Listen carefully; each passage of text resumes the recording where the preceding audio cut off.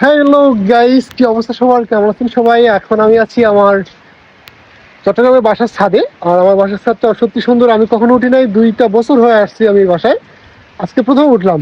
তো উঠলাম এই কারণে, বৃষ্টি হচ্ছে, বৃষ্টিতে ভেজার কারণেই উঠা। বহুদিন হয় বৃষ্টিতে ভেজা হয় না এইভাবে খালি গায়ে। যদি খালি গায়ে না, 3 কোয়ার্টার আছে, সঙ্গে 4 কোয়ার্টার, 3 কোয়ার্টার না, হাঁটু ঢাকা আছে, পাশাপাশি গেঞ্জি আছে। এখন ঠান্ডা একটু একটু লাগতেছে। আমি আমার ছাদের টপ ফ্লোরে, আর আমার পেছনের ব্যাকগ্রাউন্ডটা সত্যি সুন্দর লাগতেছে, আর আমি খুবই এনজয় করতেছি এখন।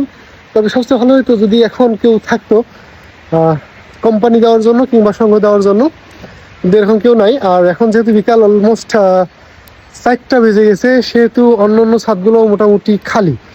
কারণ হচ্ছে যে সবাই গোসল করে নিয়েছে অলরেডি।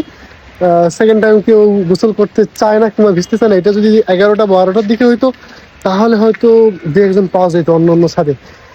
তো করার কিছু নাই, কপাল খারাপ। আর এটা আমার বাসায় থাকার এখন টাইম। তো আমি এই টাইমটাকে এনজয় করবো। একা একা এনজয় করার আলাদা একটা মজা আছে।